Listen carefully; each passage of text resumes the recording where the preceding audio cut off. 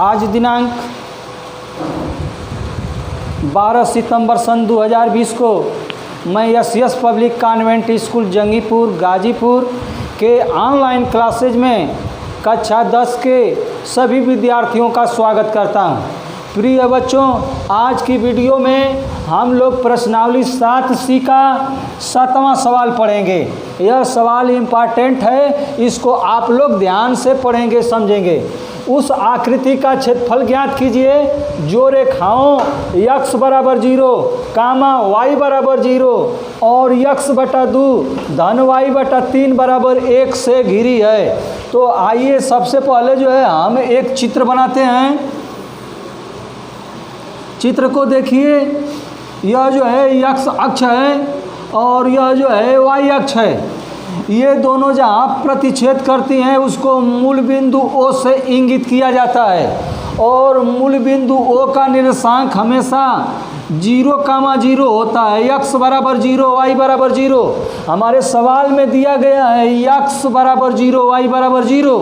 तो निर्देशांक ज्यामिति में जो x अक्ष और y अक्ष जहाँ प्रतिच्छेद करती हैं उसे मूल बिंदु कहते हैं और मूल बिंदु को हमेशा O से इंगित किया जाता है और मूल बिंदु का निर्देशांक 0,0 होता है, अर्थात x का मान 0 होता है और y का मान 0 होता है, जो हमारे सवाल में दिया गया है x बराबर 0, y बराबर 0। इसको हमने इंगित कर लिया।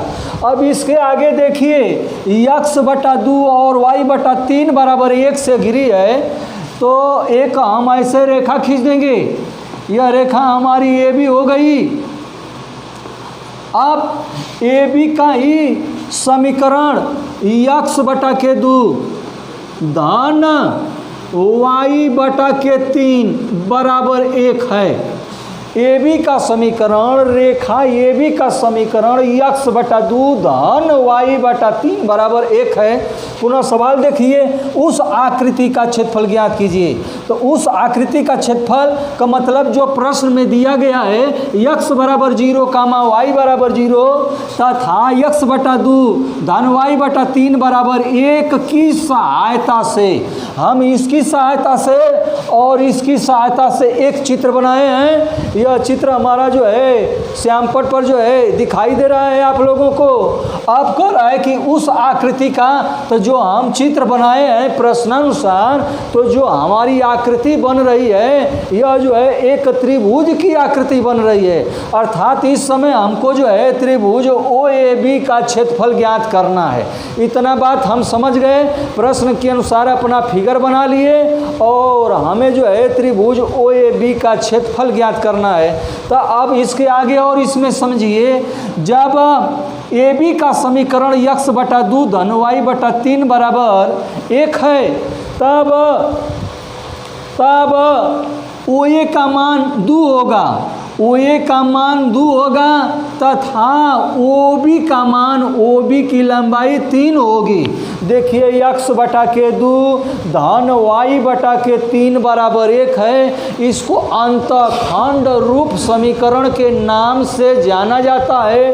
तो जो x की बटा में होता है वह जो है x अक्ष की लंबाई को इंगित करता है। यह OA बराबर 2 हो गया, OA बराबर 2।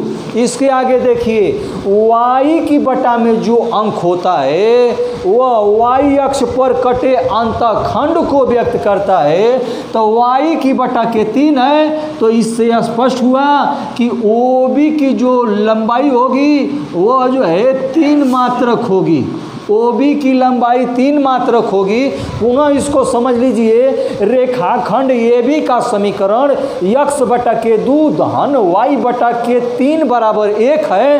अतः इससे हम समझ जाएंगे कि x की बटा में जो अंक होगा वह जो है x अक्ष पर कटे अंतःखंड की लंबाई को व्यक्त करेगा तथा y की बटा के जो अंक होगा वह y अक्ष पर कटे अंतःखंड की लंबाई को व्यक्त करेगा।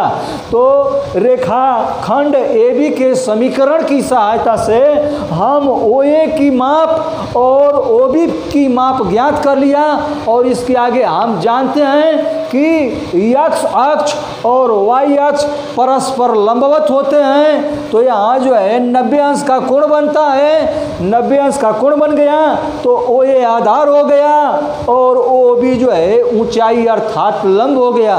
तो इस त्रिभुज का हमें क्षेत्रफल ज्ञात करना है, तो 1/2 आधार गुणे संगत ऊंचाई वाला सूत्र लगा करके हम त्रिभुज OAB का क्षेत्रफल निकाल सकते हैं। तो आइए इसको हल किया जाए।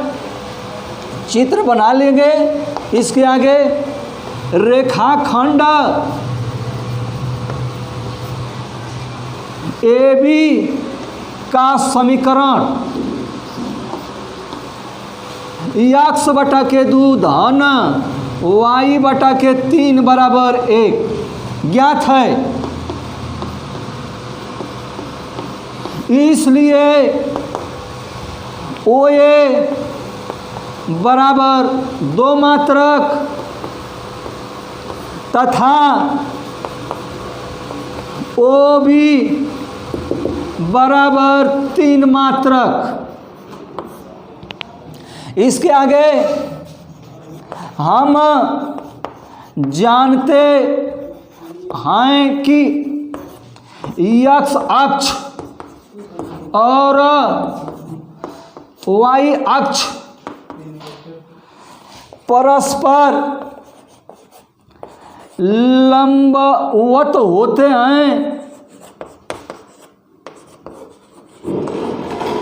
इसलिए OB लंब OA, OB जो है OA पर लंब है। अब क्षेत्रफल त्रिभुज OAB बराबर 1/2 आधार OA गुणे ऊंचाई OB बराबर 1/2। OA का मान ज्ञात कर चुके हैं 2 मात्रक गुणते 2 और OB का मान 3 ज्ञात कर चुके हैं। यह 2 से 2 कट गया बराबर 3 वर्ग मात्रक। यही हमारा आंसर हो गया। इस प्रकार यह सवाल हल हुआ।